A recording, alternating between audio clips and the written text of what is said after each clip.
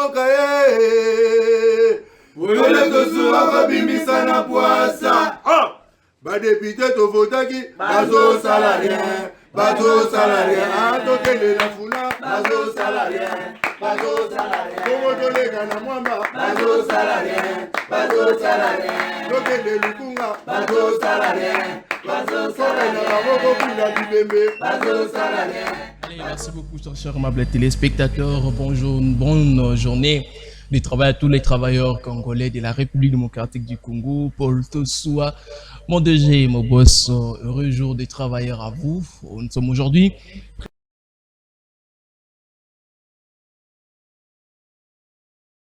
vraiment ils ont Nabino Wapi et Sengeli travailleurs nyonso à se sentir quand même heureux, bien que moi mbongo besoin d'être compliqué, moi mbongo moi ndenge Francis Bufumba uta ikoyib Sabino tout à l'heure à ton abisu mutuna. Est-ce que les travailleurs congolais de l'eau ils peuvent être fiers Nandenge oyo baza traité en République démocratique du Congo na ba rémunération na bango ceux qui sont en dehors de la politique na makambo belé. Alors aujourd'hui c'est quand même une journée réservée à tous les travailleurs du monde, la journée du 5 mai, la journée du 1er mai, voilà, voulais-je dire, désolé, la journée du 1er mai, et la journée moko oyo ba travailleurs nyonso sur le monde ba zo moi congé batika musu batika na ba maman na boye. Mais malheureusement bon, heureusement ou malheureusement pour Nabiso, journaliste soldat. Nous n'avons pas de fériés, nous n'avons pas de jours à repos, nous n'avons pas. Mais à tous les travailleurs du monde, Nzamba Pambola Bino, Tozongi en République démocratique du Congo. Est-ce que c'est Oyo Bazana Congo Bako Sala Mosala, ils peuvent en être fiers? La rémunération na bango, comme je le dis. Donc, secteur par secteur, vous allez voir qu'en RDC, tous les invités Nabiso, bien que Bazu Moani, mais tous en bango, ne vous inquiétez, on va parler autour de négociations, surtout. Il y a le gouvernement congolais, na AFC M23, Batubaku, Lubaluba, Batumusu, Bako Silika, Batumusu, surtout consort, donc le appel est situation d'insécurité, où ils appellent, c'est la province de Ituri, Balobi, Tango gouverneur, la Bangoise, qui n'a qu'une chasse à 3 semaines. Observer qui calme, mais on va aussi en parler. Mais là, je voudrais d'abord tout banali les travailleurs congolais. Aujourd'hui, les Camerounais y a sous-traitance. Tout le monde a RDC, bande kunabiso ba travailler pas ba indo-pakistanais, ba expatriés. Ou bazana ba supermarché, bazana ba entreprise na bango, bazana ba nini ba msu ba entreprise de construction, tout consort. La manière dont ces gens-là sont maltraités na mboka na bango moko. Si c'était na mboka ya bapaya ne bapaya wana ba ko maltraiter ba congolais boyé, on allait peut-être comprendre. Si c'était aussi que ba congolais bandai ko maltraiter ba expatriés, ça allait être autre chose. Mais là nous parlons la situation inverse. C'est-à-dire que vous êtes chez vous, mais quelqu'un vient vous imposer système yaye, c'est-à-dire quelqu'un vient qu'on maltraiter, c'est-à-dire qu'on malmener yo nandak na yo moko. C'est de ça qu'on parle. C'est-à-dire ba uta na bamboka na bango bazana na mbongo grave ba mingi ba yaka luka ba prisonnier ba mususu ba yaka. C'est-à-dire ba ranelo roté en bref, ba ranelo roté. Ba yawa ba santé kondamo mikwa ebima, mais tant ba ko koma awa 1 mois 2 mois ya pamba, vous voyez que la personne a changé totalement, a commis un monopole à parole. A comme il peut koloba côté mais la coquille peut que gifler voir même un Congolais namboka na emoko na mabele na place l'état na yazali. Et vous allez voir ces gens là sont toujours sécurisés na tola baza toujours sécurisés. Quand on a ba konzo ya biso baza santé parce que avant tout d'abord c'est les Congolais. Avant tout c'est d'abord les Congolais. Mais aujourd'hui est-ce que Congolais wana dikambu ya sous-traitance ici on en a parlé. Combien de personnes ont l'occasion de rien boire yo koya lisusu awate. On doit travailler pas ba indien, on doit travailler pas ba chinois, on doit travailler pas ya. À l'occasion de rien boire, ceux qui peuvent ceux qui Joe nan mokolo société to indien na la moki bo na imer na ye, ale yo koya lisusu ta bengane puis muto okote la zate. Ba ko faire fonctionner ba congolais le quoi ba machine. C'est-à-dire vous travaillez beaucoup mais pour une rémunération moins. Pour un salaire, ça ne vaut rien du tout. Ça dit, ça ne représente rien du tout. Mais beaucoup ça la mosala est belé. Beaucoup ça la mosala est belé. Congolais lelo. Bagotinde boyake ngelo epesa nga pasi. Ata ba policier mususu ya détachement. Batindi pour la sécurité par exemple. Ya mokonzi musongolo pakala. To ya libanais moko boye. Mais bazo valoriser même policier wana te moto en tenue. On suppose qu'il a subi une très bonne formation. Mais bazo valoriser ata yete, vous savez ce qu'ils font? C'est-à-dire policier na tenue na mundu ki ba ko tinda e asimbana matembele. C'est-à-dire même moi si ya mokonzi wana a ko simbisa policier matembele. C'est-à-dire après na sacha matembele ba ko tambula. Après si nini sachet ya pondu. Son travail c'était quoi ko simba pondu? Tout son travail c'était la sécurité en fait. Aussi si pondu moto ya beto mbata faut boire kana no pondu. Pour quand moto la to fois salanine. Moto ya ki boye, au mona chinois india ko tinde sombelanga maisala boye non. Aza mwana bitinda na yote aye potinda et non, il vient là pour la sécurité, son travail c'est la sécurité. Mais aujourd'hui, les autorités congolaises le savent. Elles sont au courant de tout ce qui se passe. Mais suite à la canine. Suite à la canine.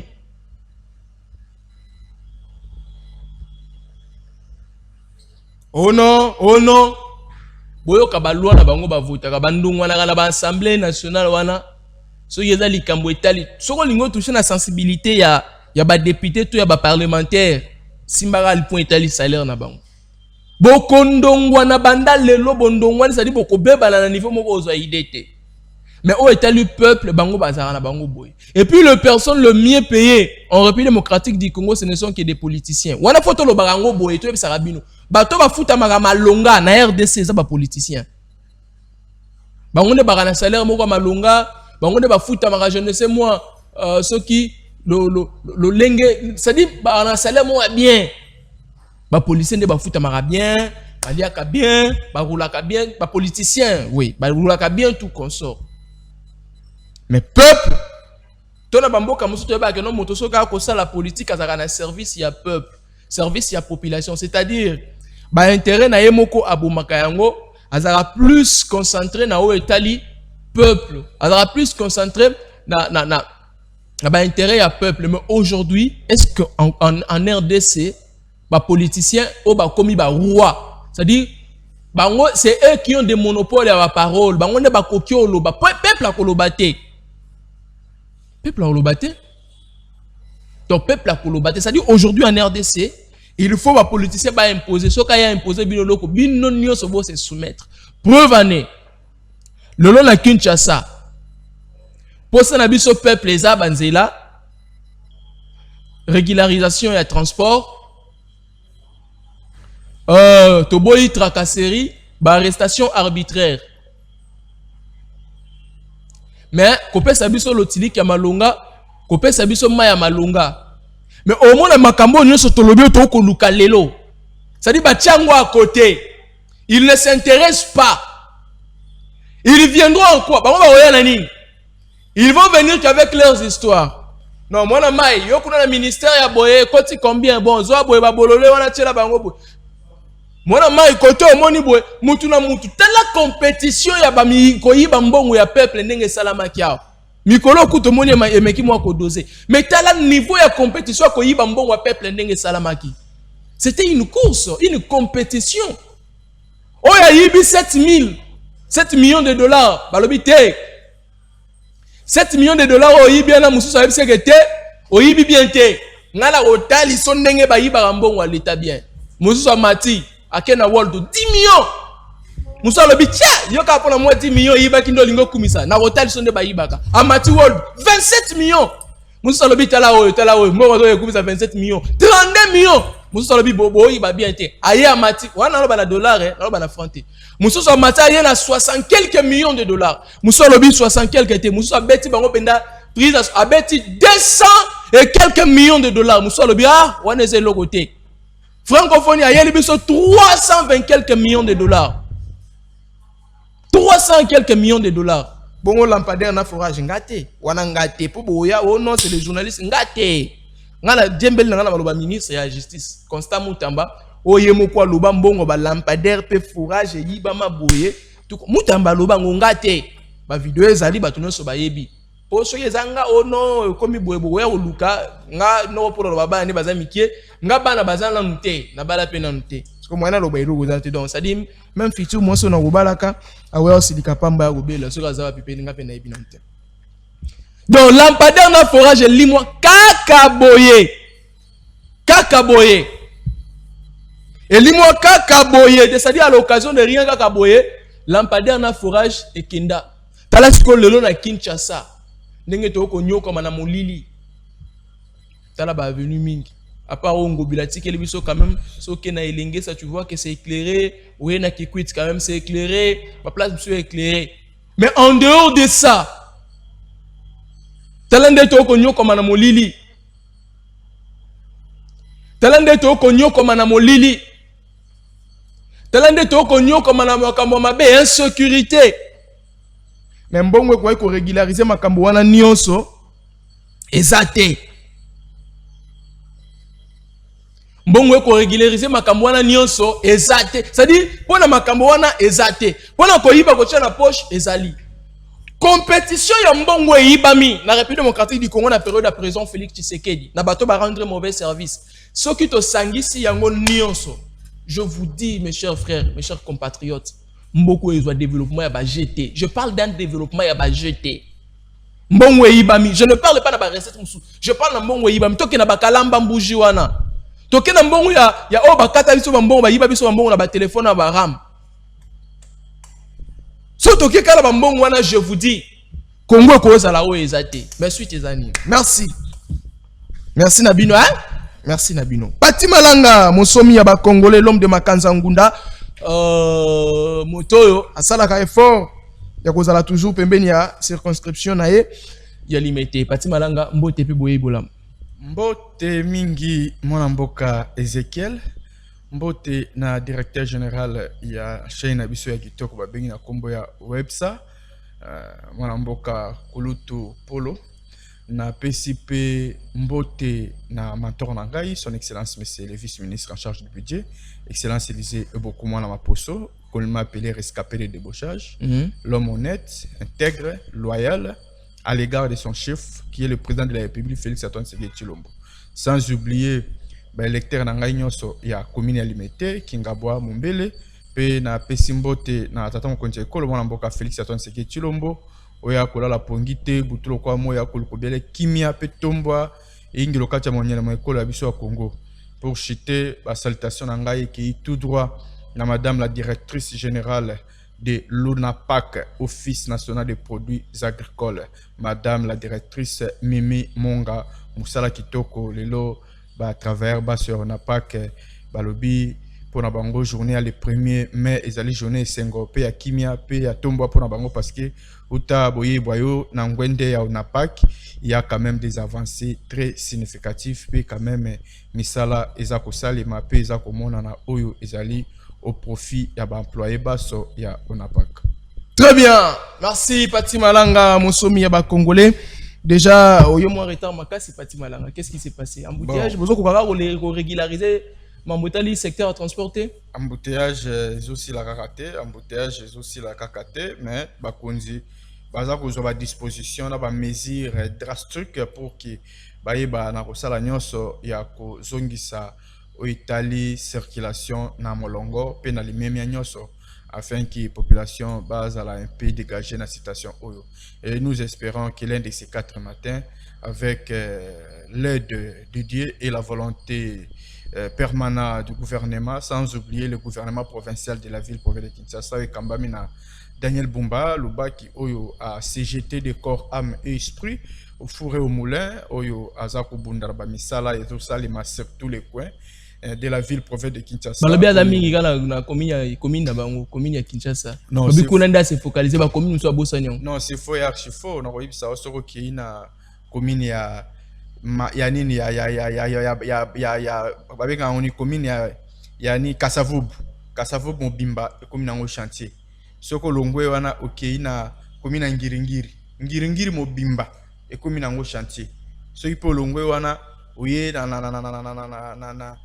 awa na nini na makala okomona pe kuna chantier komi oye ti bumbu obimi kuna kokende kota ba 24 kuna na se kota ba mola omona kuna nyonso ba chantier oye na nzili okuta pe nzili chantier tondi lube meke donc ba chantier ezali donc ville à Kinshasa mobimba presque na ba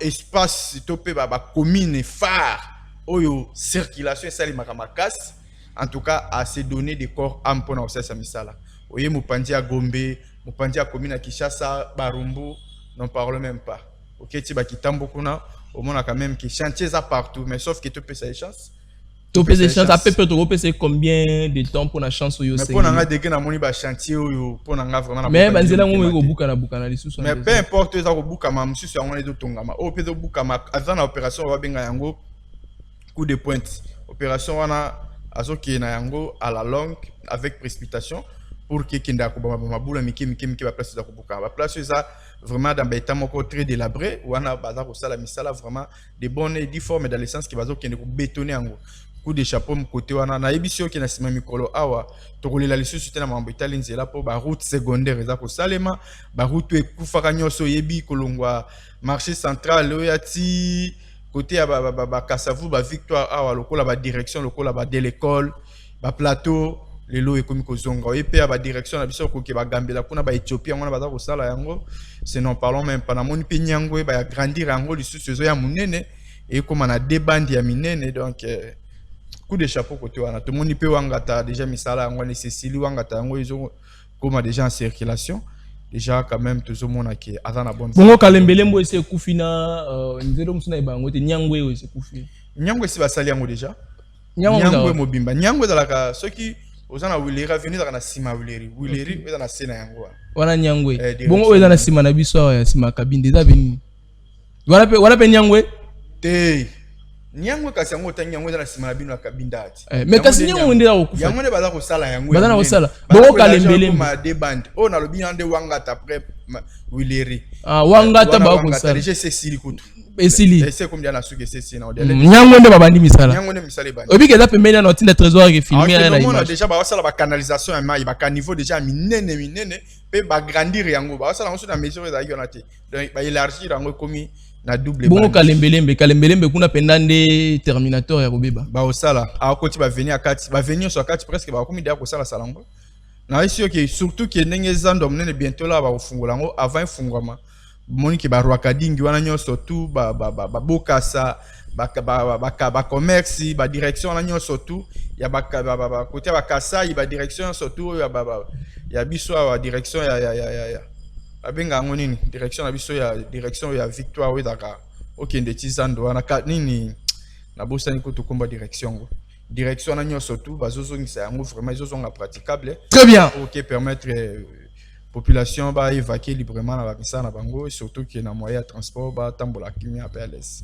Merci beaucoup, bonne fête, il y a travail na tato yanga kolananga depuis quelque part Mayombo Mouladika Dieu donné la PC bonne fête de travail, pourquoi pas ma tante, elle c'est un Timba Kipoi que je salue, bonne fête de travail à tout le monde, pourquoi pas mon DG Paul Tossou, l'homme de Beta Biloko, Tala Lelo, tata ba nani sengeli baza na bandako na chéri na bana ba profiter ata mais le quoi to le quoi ba soldat ba militaire to za le quoi ba policier na ba infirmier biso to za na congé té to na vacances té tout ça la mikolo nyonso bonne fête na biso mais nous sommes dans le travail.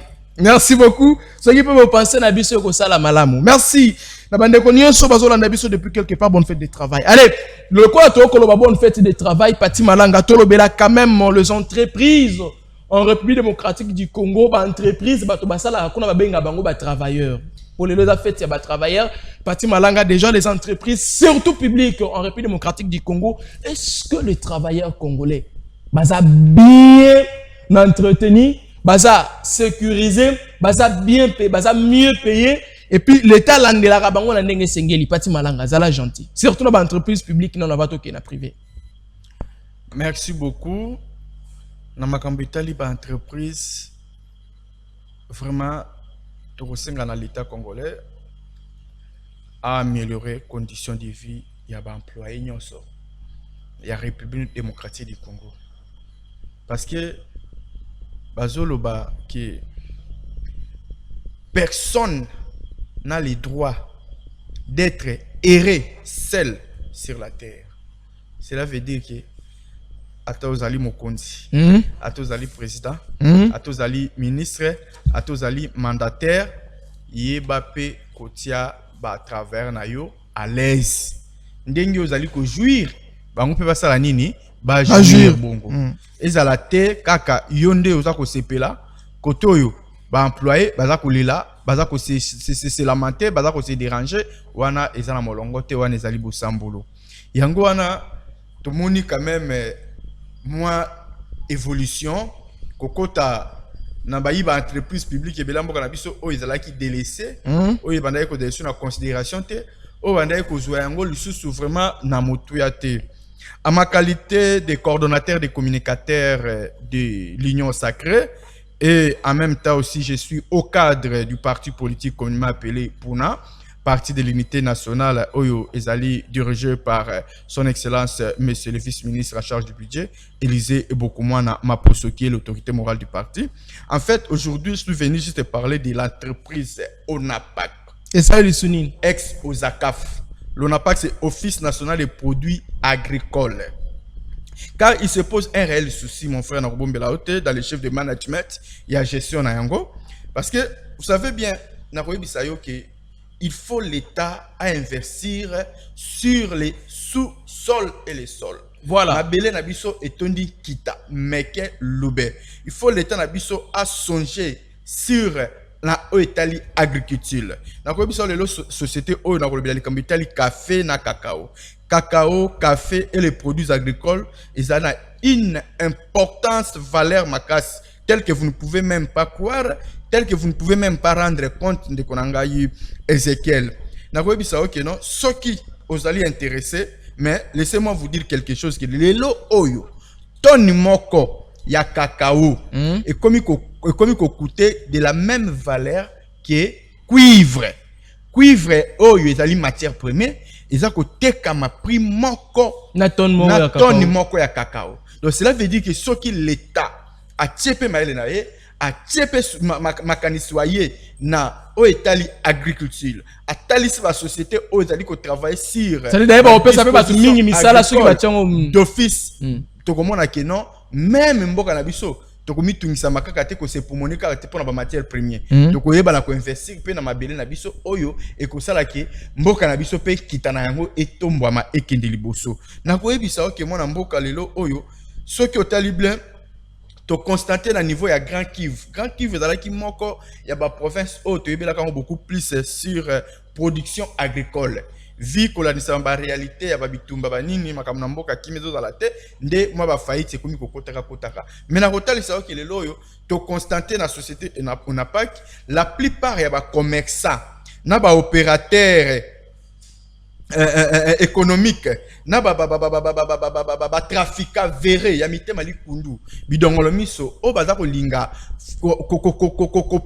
comment dirais-je o baza ko linga tombo ya ekolo ya biso Congo te bazali wana uniquement kaka pona ko s'enrichir pona ba intérêt na bango personnel. Comment fait-il que les opérateurs économiques, les commerçants et les trafiquants verrés baza ko linga koyeba o baza ko fonctionner na domaine wana baza ko linga na secteur wana baza ko linga ko futa ba certaines taxes te oyo e ko faire développer pe ko faire ko avancer pe ko mema tombwa ya mboka na biso balatisi mutema likundu baza ko boya ko futa ba certaines taxes wana qui peuvent permettre à soutenir, n'est-ce pas, le travail de l'ONAPAC, l'Office national des produits agricoles du Congo. Bango bazo ko boya ko futa yango ko société ena e ko tomba mandenge nini.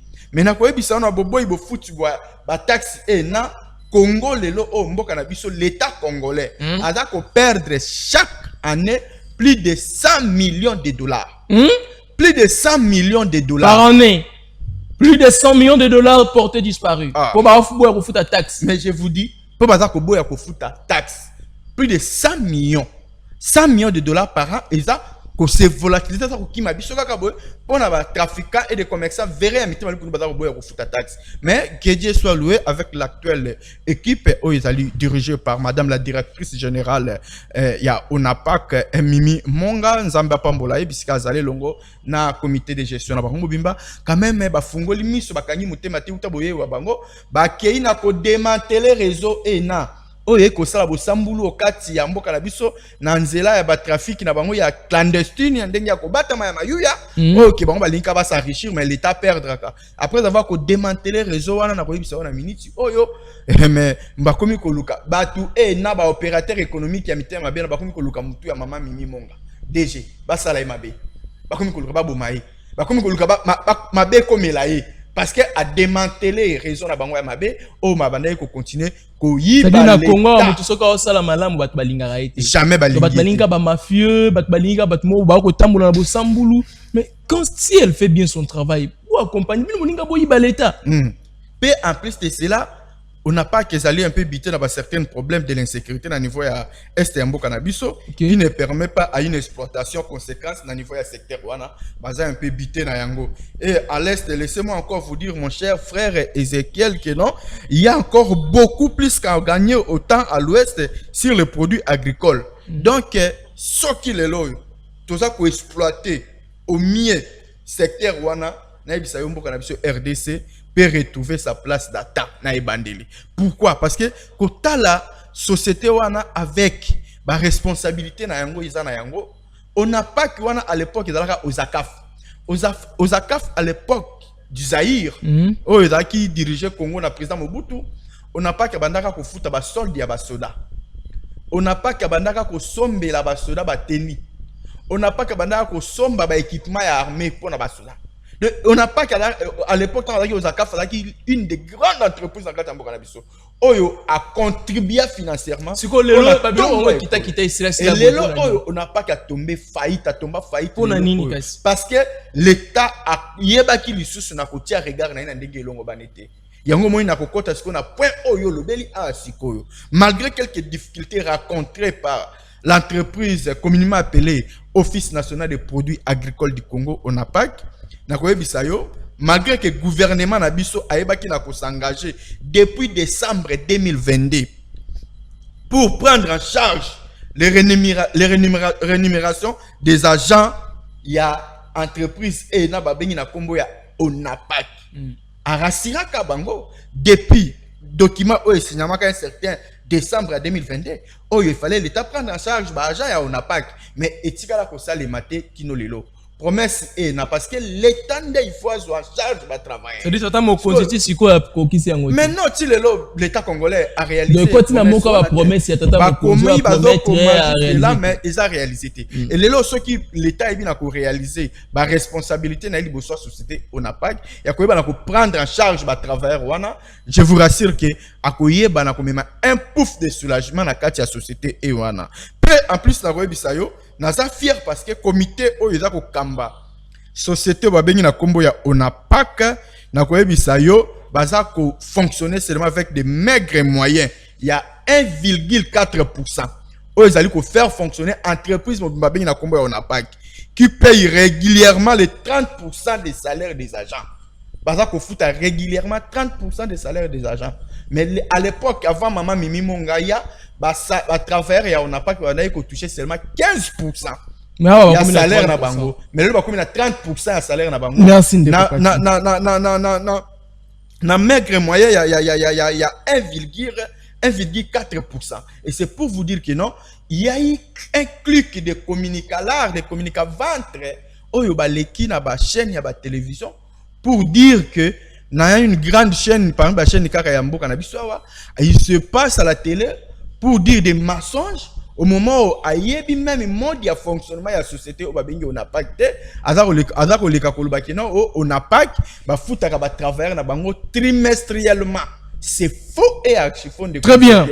ONAPAC paye ses agents mensuellement et en temps réel. Merci. Et régulièrement. Donc c'est pour vous dire que non chaque mois ba travailleurs ya ONAPAC bazalaka payer na ndenge ya malamu na ndenge longo bani kaka avec ces maigres moyens ya 1,4% wana. Merci Paty Paty Malanga. Dire que non quand même et sali moko ya ba société oyo il faut to encourager yango. De comment vous t'accommoder ba kambi o baza ko kamba société ena. De quoi combien lobby bonjour Nazali Kolanda bino malamu na félicité ndeko wana alobela yango malamu ngape naza moko oyo asali azali kolite pona ba fraude ya cacao café na province ya Sud-Ubangi.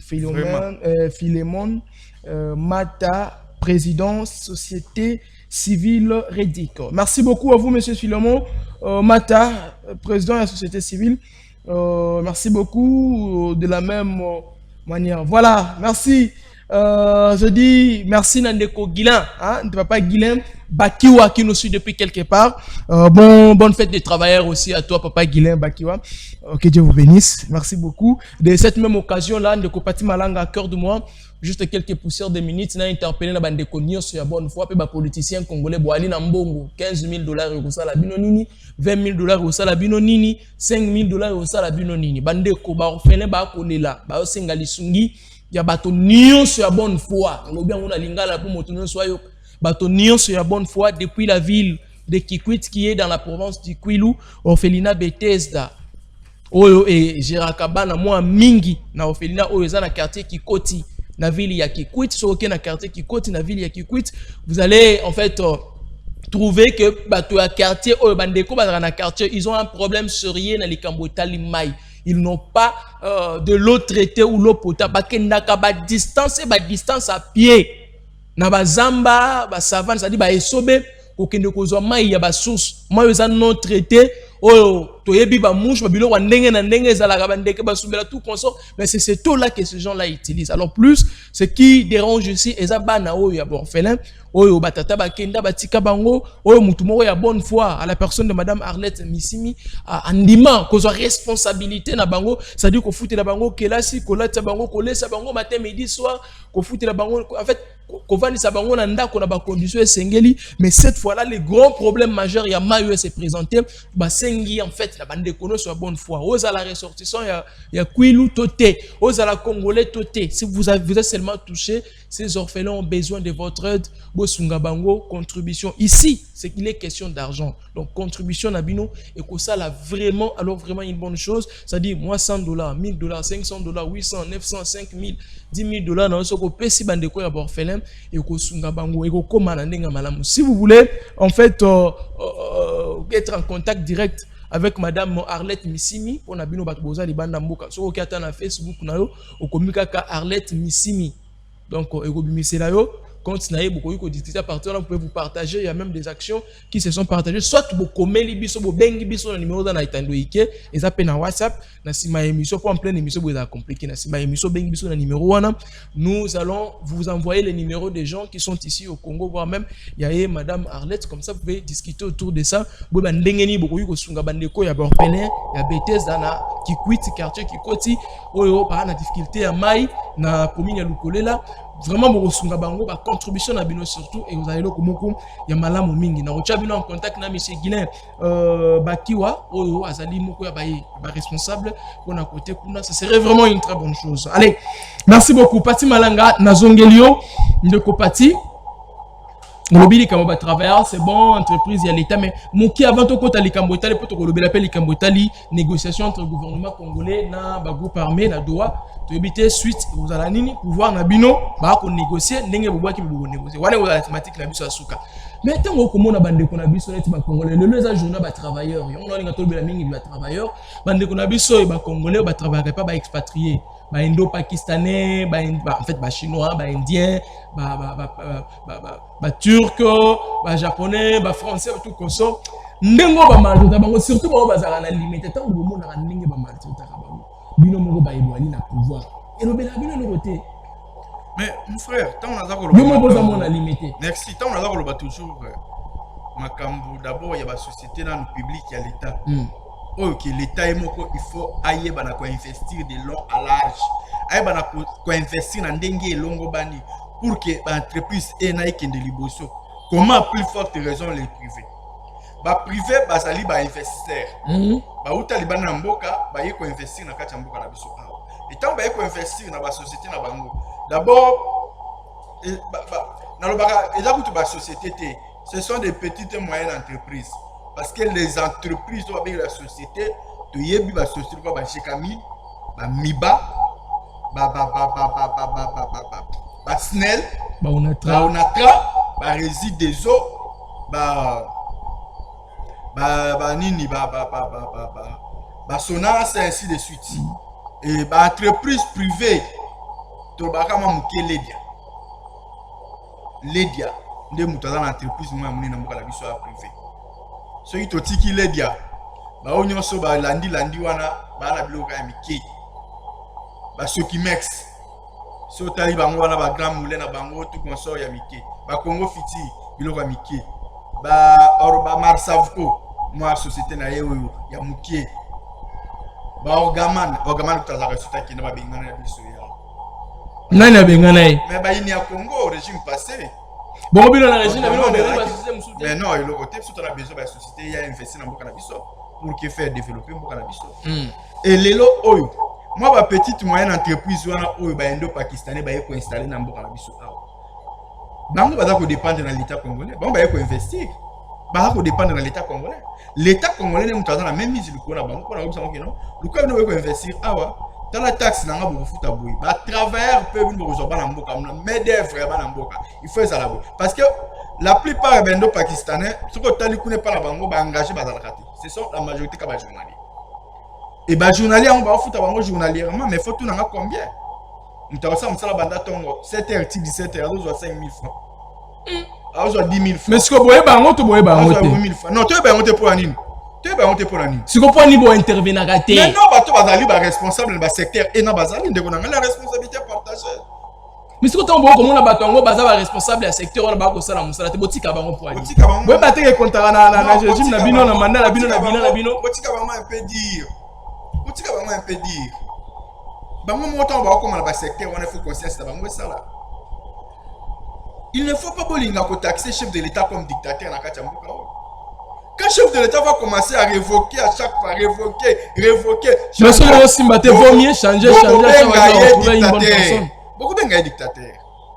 Ah, donc on va dire que ma ça là na bango pour la démocratie na kati mboka parce que pouvoir na ye moboko na mo faire na démocratie état de droit justice na progrès social.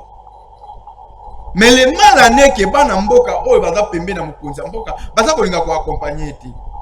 Comment fait-il que yo ministre yo na secteur na yo tout monde qui makambo na ko kinimala muté ministre du travail les jeunes là Ephraim et quoi d'abord ça m'étonne parce que a comme les locaux malmenés ba communicateur makas ndeko Ephraim ministre du travail comme ko travailler ba comme malmené ba communicateur ko kangisa ba communicateur ko betsa ba fimbu ko mener bango vidéo parce que donc ya batike na liberté aza na liberté ye aza ministre ye faut batika libre na mabenyo so ya donc so ça ma batiko libre parce que ça ministre na mabenyo so ya za ko sala.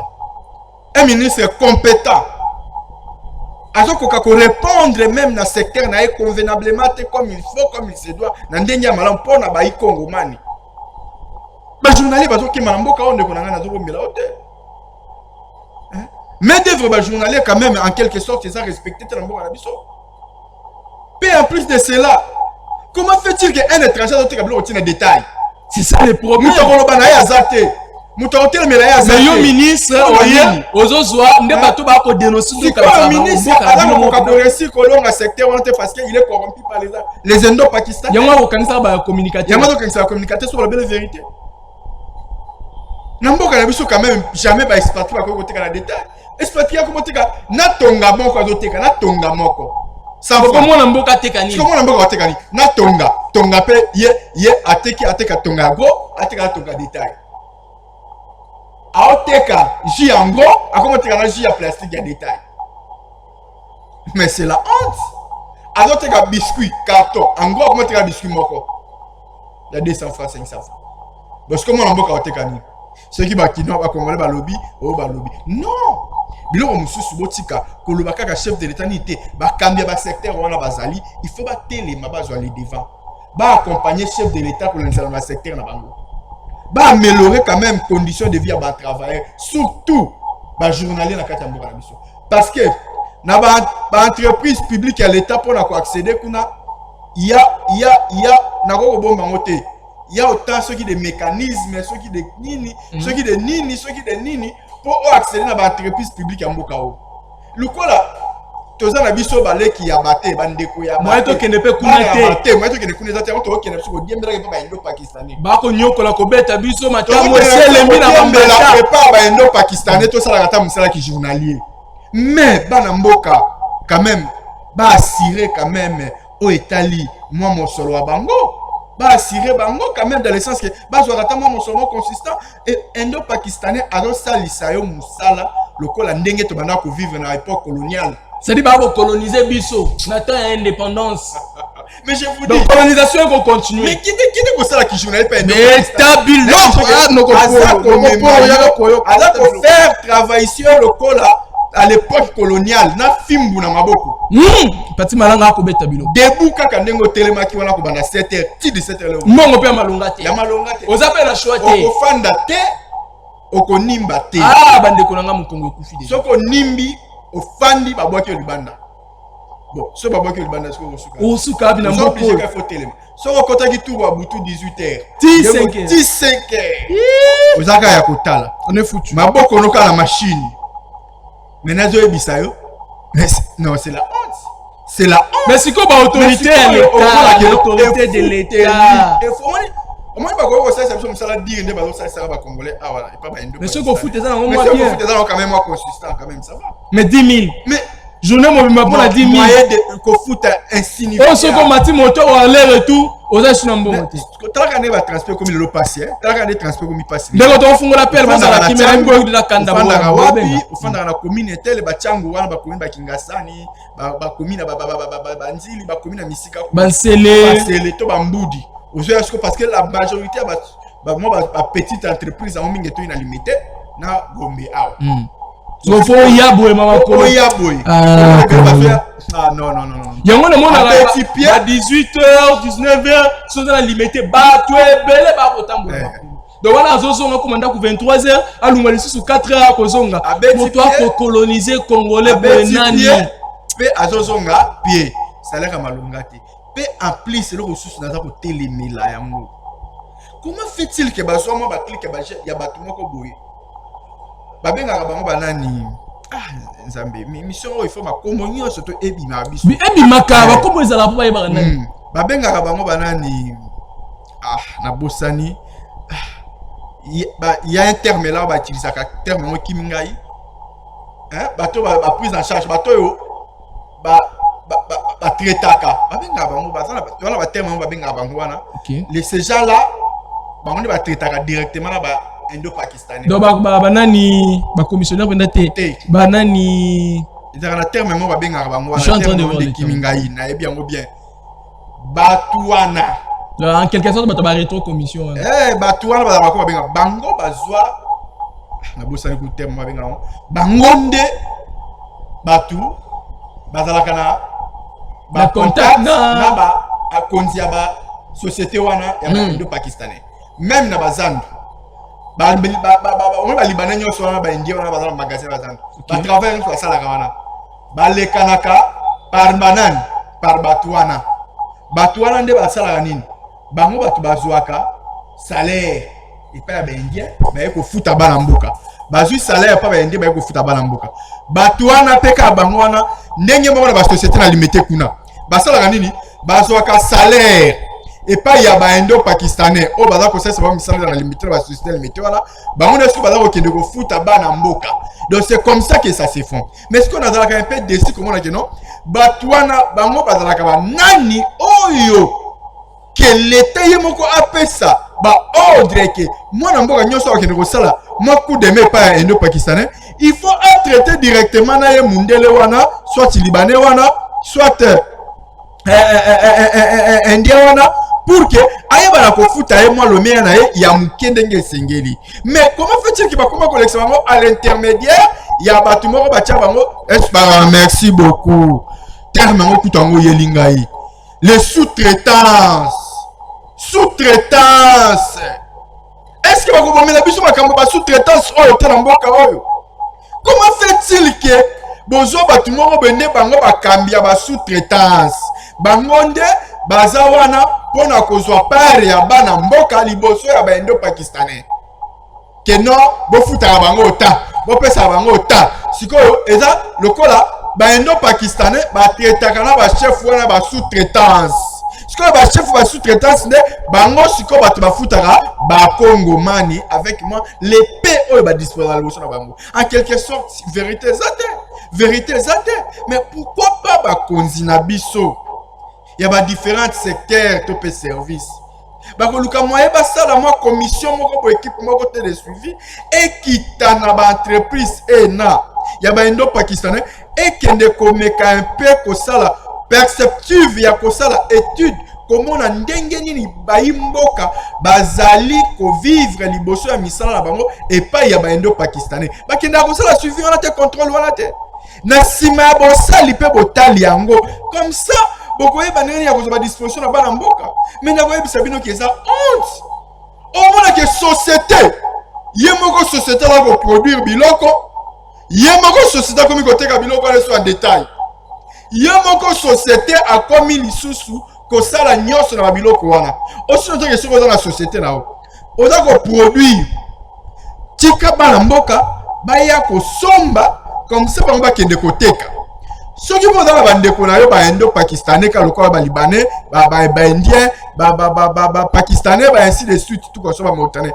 oyo ba fungula ba magasin partout na ba endroits na ba liberté na ba gambela ainsi de suite na ba marché central bo fungisa bango biloko mais pourquoi bolingaka toujours kaka ke non bango nde bazalaka privilégié ke bana mboka bokuti biso na mboka na biso vous allez voir que non ba mindele wana ba sodi ba indo-pakistanais wana ba libanais yoso baza na ba société na bango oyo esalaka ba mèche oyo esalaka ba savon oyo esalaka ba jus oyo esalaka ba soki ba boisson oyo esalaka biloko songolo paka na mboka na biso mais lelo oyo okomona bango moko bazwa bandeko na bango bakenda kofungola magasin na ba marché ba liberté ba gambela ba zandu ainsi de suite na ba commune presque peignon so eza mona bazando amine le matadiki bala de gauche à droite ba matete ainsi de suite bazwa ba fungola ba magasin kuna ba tia bandeko na bango kaka ba société wana ba fungola magasin ba tia bandeko na bango bandeko na ba tika biloko na kati wana na ba prix moko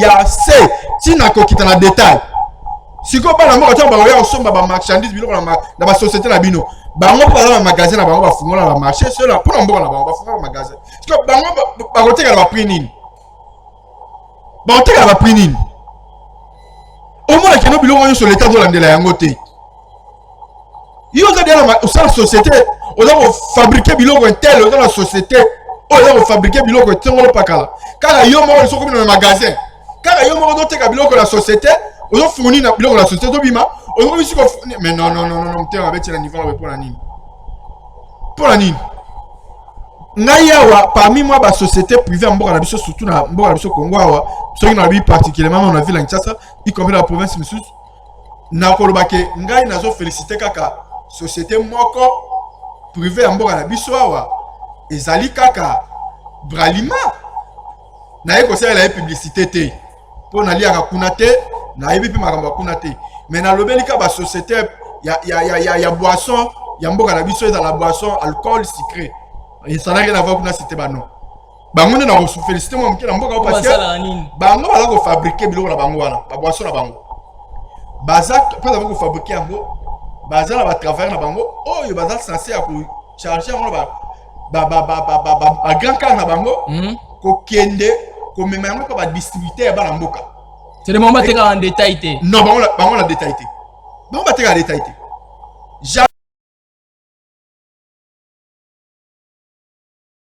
Ressemble casé à ya nini ya bière to ya secret. OK, on ressemble to secret bon quand jamais. Bango bateka détail te. Bango bateka ka en gros yango pesa lokola te ke OK na mutu kana moko ba charger lo non. Bango ba remorque nde kitaka na ba direction na bango oza na différentes provinces awa. Ya mboka biso Congo pe na ba différentes points ville en Kinshasa. Sikoyo na ba direction ba remorque là kenda ko charger après sima na yango nde okomona siko nini ko salema ba distributeur na bango wana bazo kende ko zwa kuna bango ba kende ko sala ba achat kuna ba ke ko somba to ba yo somba pe ba yo teka ba yesko ko teke ya bana mboka o ba fungula ba dépôt voilà Allez, bah, dépôt sikoyo. Bah, dépôt à détail. Voilà. C'est comme ça. Mais n'est-ce pas côté là-bas, indo-pakistanais. Bon, on va te gagner. Bah, dans la société, dans la société, ça, ok, au moins, on a limité parce que tout le monde est belé.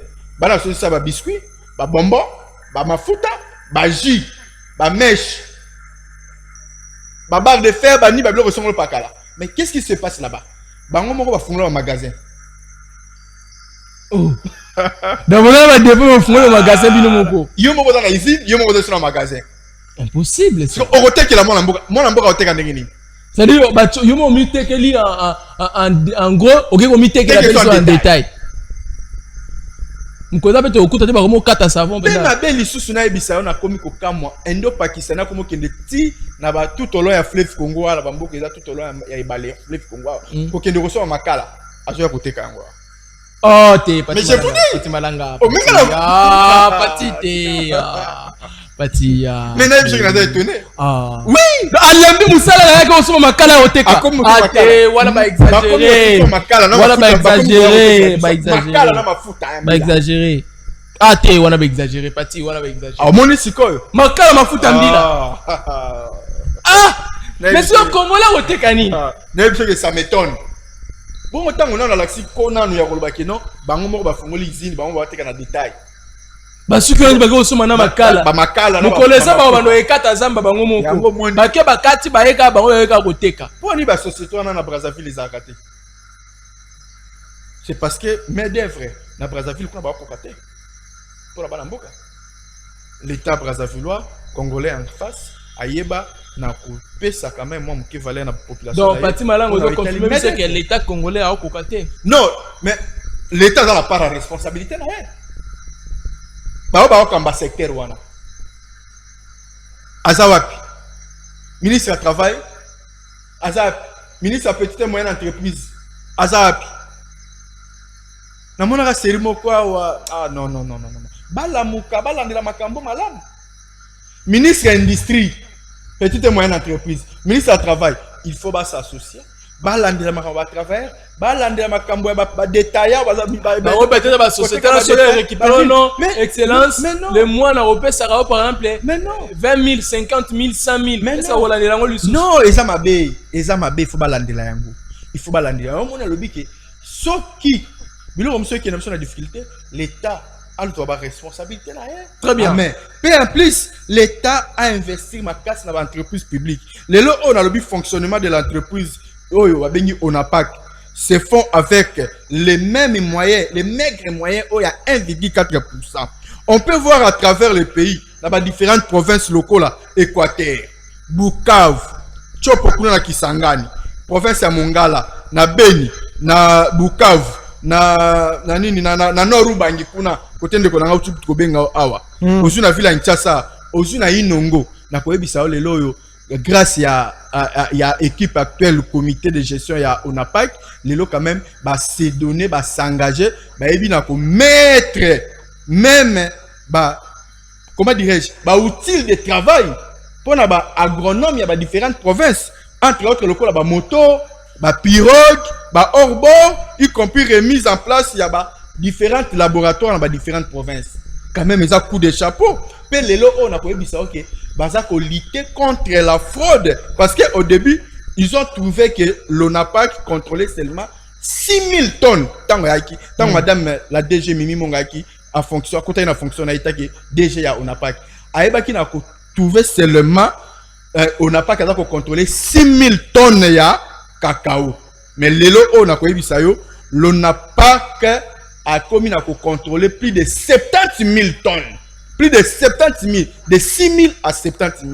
Donc, il y a des avancées. Des chapeaux. Il y a des avancées très significatives. Yango Ana, voilà, nous demandons au gouvernement national de s'intéresser à cet établissement qui peut valablement faire décoller les pays au Congo. Je vous dis sincèrement, avec les produits pérennes. Bah produit on a les 26 produits pérennes on n'a pas qu'à ça l'état ce qui a investi na accompagner société et na akoye bana ko faire valoriser yango ko kende lelo on a koye bisayo oui si on a tout un message à ndeko et puis ce qui peut être cacao ils a ko faire émerger Côte d'Ivoire, pour la nini biso Congo te. Très bien. Ceux qui café, ils ont faire émerger Éthiopie, pour la nini biso Congo te. Merci. Ceux qui vanille, ils ont faire émerger Madagascar. Pourquoi pas chez nous en RDC? Très bien. ONAPAK a besoin, parce que l'ONAPAK qui contrôle 21 produits, ils ont pérenné, mais il a besoin de subventions de l'État. L'ONAPAK n'est pas subventionné. Il faut faire subventionner l'ONAPAK pour accomplir valablement la mission na yango. Merci pas la responsabilité au yazana yango. Mais na koyebi sa yo uta boyei ya mama Mimi Mongo dans différents secteurs où est tellement personnel na niveau ya ONAPAK, unité bomoko et koti. Merci. Réhabilitation et direction générale na différents départements, le département ya technique, agronomie, financière, mbeli rango et la tilangi ya sika peut bien meubler avec des équipements. Allez, merci Pati Malanga. Nazo pesa communiquer moko mwambangu. Et puis, na otanga ba message à bandeko, toko soit payer quelques appels, ndé to rezo na poto ça. Donc on me signale que le tigal sur dans 10 minutes, on n'a plus beaucoup de temps. Allez, vite fait, je veux faire un petit tour dans la province, moko la province qui a touché dans la sécurité, province ya Ituri, ou à l'absence du gouverneur militaire. Ils ont observé un calme. Mais en retour naie trouble les côtés. N'engebo komona ba commis les territoires de Mambasa dit non à l'état de siège en Ituri. On est fatigué par des tueries en Ituri. Sinakoshka, Namasasi, Kila, Siku. Je suis désolé, c'est les Swahili que je ne maîtrise pas trop bien. Sinakoshka, ouais. Namasasi, Kila, Siku. Voilà, c'est les représentants du peuple, les rois du centre d'Afrique, les territoires de Mambasa, au territoire Mambasa. Si on parle aussi du territoire Yandjougou, ils vont aussi faire. Alors ici, le problème c'est quoi? Merci, Bozo Ngisangai. Ici, le problème c'est quoi? Dans le territoire d'Yandjougou, ici, en fait, l'aventure, il y a un groupe rebelle à Kodeko et continuer. Absence, il y a un gouverneur militaire Johnny Luboya, les 3 semaines qu'il a eu à faire, je crois. 3 semaines, donc oui, 3 semaines qu'il a eu à faire ici à Kinshasa. Tous ces 3 semaines, même moi, vous avez vu que c'est comme si c'était un congé. C'était un congé. C'est comme si c'était quand même à ce point-là on avait arrêté. Mais on me dit à son retour, le 29 KO, la Codeco a réopéré. C'est-à-dire Codeco a zongeli l'action, on ne sait pas. Bah personne code, on ne sait pas. Bah sabotaka pouvoir et papa Johnny Luboya, on ne sait pas. Mais ce qui est sûr, à son absence, il y a eu un calme observé. À son retour, les histoires commencent. Donc, ici, comme je le disais, à l'absence du gouverneur, les 3 semaines passées, qu'il a passé ici à Kinshasa, il y a quand même eu un calme observé dans ce coin-là du pays, la province de Ituri. Mais malheureusement, à son retour, on vient de me signaler 4 personnes tuées. Et tuées comment? Et puis les personnes de 3e âge. 3e âge, le 29 avril 2000. Aujourd'hui, nous sommes le 1er mai. Le 29 avril, là, Ezaki mardi. 4 personnes assassinées. Il y a un papa où on a coupé, même en désordre. Quelqu'un de 3e âge. Je vais vous dire, je ne vais pas t'attendre. Attendez. Il y a, oui, les 3 personnes de 3e âge. Nous avons papa Mobiani. Hein, je crois, monsieur Mobiani, qui avait 68 ans. Nous avons Femeya, qui a 52 ans, qui avait 52 ans. Nachono, qui avait 80 ans. Parmi les tués, où, je sais moi, cette Codeco est venue coûter la vie des gens comme ça. Et c'est anormal. Ça s'est passé au village Alouja, Itendei, groupement. C'est-à-dire, c'est là où on a vu la présence de la Codeco, dans le groupement Itendei, au secteur de Banyalikilo. Le 29 avril 2025 ici. Alors ici, la question se fait, est-ce qu'on doit maintenir Johnny Luboya, le lieutenant Johnny Luboya, comme gouverneur militaire dans ce coin du pays, ou on doit, en fait, on doit enlever, soit faire la levée de l'état de siège, ou déchoir M. Johnny Luboya, soit si vous voulez garder l'état de siège, envoyez même notre gouverneur militaire, changez. Beaucoup de général Kanyama Botingi Kuna, ou général Kassongo, vous l'envoyez là-bas. Hein? Ce sont les gens qui travaillent comme les généraux sont Kabouk. Bon, il y a pas de gens généraux sont Kabouk. Moi, je suis pété. Parce que je suis service national. Mais on a des personnes comme les généraux qui sont au Kabouk. Quand il est là, on sent que le monsieur travaille. discipliné, déterminé pour faire un bon travail. Mais le gouverneur militaire dans la province de l'Ituri, il est là, le massacre. Quand il n'est pas là, ça dit la Codeco fouille. C'est comme si l'enfant, quand l'enfant est à la maison, papa est là, l'enfant peut crier. Mais quand papa n'est pas là, l'enfant devient triste parce qu'il dit, c'est tonton, c'est là, il peut me frapper tout comme ça. J'attends mon papa, je vais t'accuser. Quand papa est là, l'enfant peut faire n'importe quoi. Il veut nous faire croire quoi au juste? Il veut nous faire croire quoi? Son absence, il y a la paix. Sa présence, il y a les morts. Monsieur le président de la République, Félix Tshisekedi Tshilombo, c'est cette population qui avait besoin de... C'est cette population qui vous avait aussi voté. Cette population aussi mérite quand même la paix, ne serait-ce la paix. La paix, s'il vous plaît. Le gouvernement central. Il y a des gens qui vous ont parlé à l'Assemblée nationale ici, oui, sur comment sa famille, sa femme, ses enfants ont été tués. Il y a des... Vous maîtrisez bien cette histoire. Mais pourquoi vous voulez garder toujours M. Johnny Luboya à la tête de la province de l'Ituri? Il n'était pas là, il y a eu un calme. Il revient, massacre. Non, s'il vous plaît, vous devez aider les habitants de ces coins du pays. Ils ont aussi droit de vivre calmement. Ils ont aussi droit de vivre comme tout Congolais. S'il vous plaît, là on ne parle pas d'IM23, mais encore de l'AFC. On parle des Codeco qui sont une milice, qu'on peut défaire en quelques jours, quelques minutes. Où est-ce qu'ils ont des armes? Communiqué vite fait. Déclaration syndicale, préavis de grève. Bon, ça s'est passé quelque chose, mais je lis ça quand même.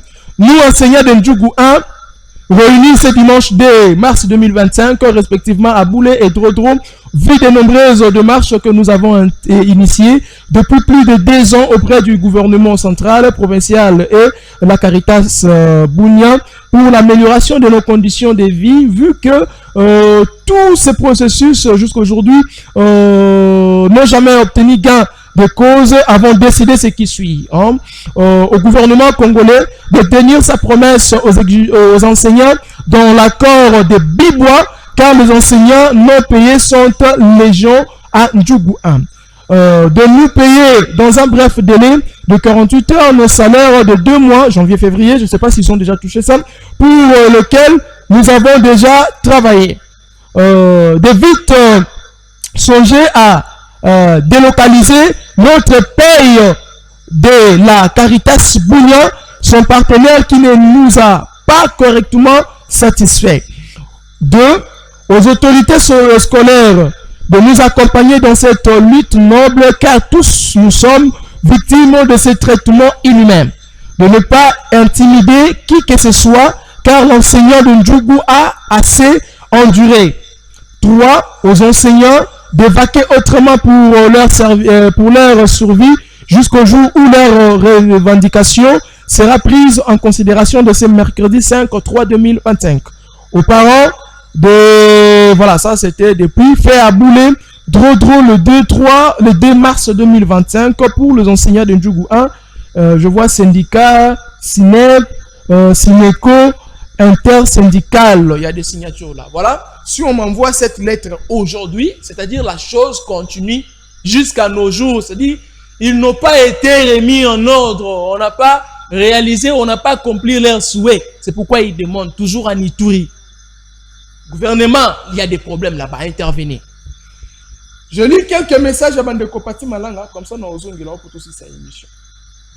Juste Kaka, bonjour Ndeko Paul Tosoua, le journaliste de ma conviction. Merci, moi c'est Ezekiel Moudikongo, petit Paul Tosoua. Voilà. C'est de la part de messieurs Liévin Biloko Petit, cadre de l'ACP et candidat perdant aux élections municipales de 2023, circonscription électorale délancée. Les Juste Kaka n'a s'est renseigné pour un programme, il y a une émission et pas... Ah, ok, on va vous répondre après. Merci beaucoup. Bonjour, Eza Elvis depuis Célène de Kowana, Makamboazo Loba, Eza ya Solo. Voilà. Ça, on parle de Pati Malanga. Vite fait. Voilà, il y a encore. Ngai, monsieur Mbouta, na lobby, nazali na service ya gardinage société et paie ça comme salaire, ça $50.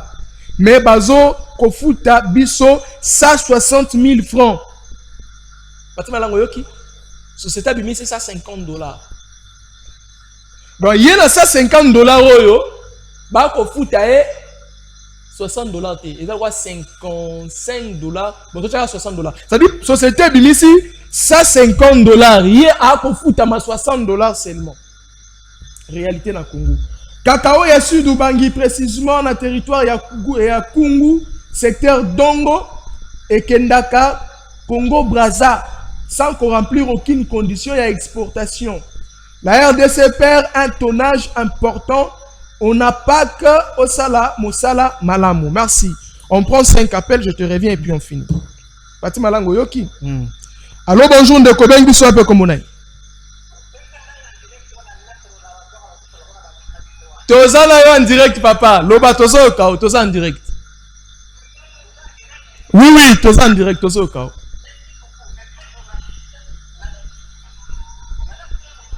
Ok.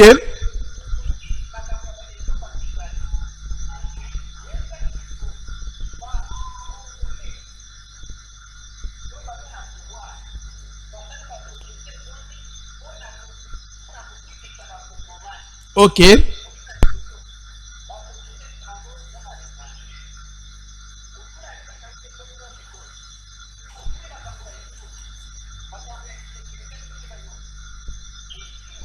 Congolais, ce sont les mêmes personnes qui reçoivent de l'argent de l'étranger, qui reçoivent de l'argent là où vous connaissez, pour déranger le pouvoir. Yazumi Tamari Bale, Dovana Kishaka, Dovanoba a chômeur, Youssala Exaté, Montagny Oya Tokibe. Et son gars, ça, c'est un manœuvre à la chinois. Il a un état et l'eau. Des sans payer, sans dépense finale. Laquelle lycée? Oui, papa, le coach, tu t'es demandé comme sous. Il a en direct. Comment ça va être? Comment ça va être en direct? Toza au cao, papa, cité. Et tout le monde a mis balai. Ok. La Sotivé Azali Naba Nyongo. Au ministère national, il y a FRDC, il y a FST, la police. Ngongo wana bakufuta ngombe koloni. Merci. La Sotivé va se retrouver. Merci.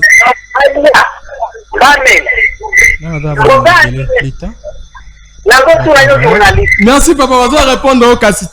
T'as répondre. Merci papa. Merci beaucoup. So bengi loba moi mo kepo ndeko musuba kota ba pele zo kota wa moi ebele. Soki kaka yo moko bandeko mususu oza moi kuna PRG komelinga fona silisa émission. Malheureusement. Wow, on a quand même débordé, il est ah oui, on doit finir l'émission. Parti malanga moi on va appeler bandeko mususu te. On doit finir avec l'émission. Oyoki réaction bandeko. Toi c'est na biso émission. Votre réaction. Oui, réaction na ngana rolobaka kaboye. Gouvernement d'abord ayeba na kosala nyonso ya koyeba na ko respecter ba engagement na ye pour na koyeba na ko prendre en charge na o etali rémunération ya ba agent ya ONAPAC. PDD l'État congolais ayeba na kosala nyonso na o etali subvention ya ONAPAC. Ayeba na ko l'État ayeba na ko subventionner société ENA ya ONAPAC pour que eba na ko répondre na Italie social ba Congomani. Puis le gouvernement doit s'impliquer pour que ONAPAC puisse récupérer la place de la Côte d'Ivoire. Parce que ce que Tali Malam, plantations sont déjà amorties, vieillies, avec nos 80 millions d'hectares de terres arables. Dans le Bissayo, c'est le moment. Tanguango et Koki, que le pays doit récupérer cette place. Très bien. Avec l'aide de la société ONAPAC. Pe toza koyebisa na baike ba Congomani que onana marre. Ndeko na ngai soki na lobi ke onana marre, il fallait tout na ngai pona nini? Onana marre parce que Bolembi na nini bino ba na pouvoir. Toleli nini? Toleli parce que il y a cela plus de 10 millions de morts. Plus de 10 millions de morts et les Kébélés. Plus de 6 millions de déplacés éternels. Sur toute l'étendue de la République à cause de Bitumbuza Kolekana Est. Plus de 27 000 personnes en situation critique. Ba mama, bana, bilenge, ibali que basi. On en a marre. On a découvert plus de 200 fosses communes au niveau ya Nord et Sud Kivu. Merci, Fatima. kolandisa makaka na basitation oyo eza kolekela biso kuna yango wana tolobi cette fois-ci plus jamais ça. Merci. Toleli mingi tolingi quand même pisoli ya bakongomani ekangama ekatana totika kolela afin que mboka na biso ezonga na paix durable oyo eko permettre développement na épanouissement ya mboka na biso. Coup de chapeau na madame la directrice générale Nemimunga oyo aeli susu na ko remonter société ena ya ONAPAC kolatisa yango langi ya sika pe kotombola yango pe koyeba na komema lisusu ya sourire okati ya ba travailleurs ba employés nyonso ya ONAPAC kolandisama na obanda kozwa te lelo bakomi kotoucher yango a augmenter quand même salaire ya ba travailleurs ya ONAPAC kolandisama na obanda kotoucher na kala pe aza au four au moulin toza komona quand même secteur aza kotambola azaki na lukala akendaki na kamba azaki lisusu na inongo akei na Équateur Fatima partout nyonso wana kaka pona koluka tomboa ya société. Merci beaucoup Pati Malanga. Allez, ça n'est fini pour aujourd'hui. Merci à vous qui nous avez suivis. Rendez-vous à 16h dans Nova Polo. Au revoir.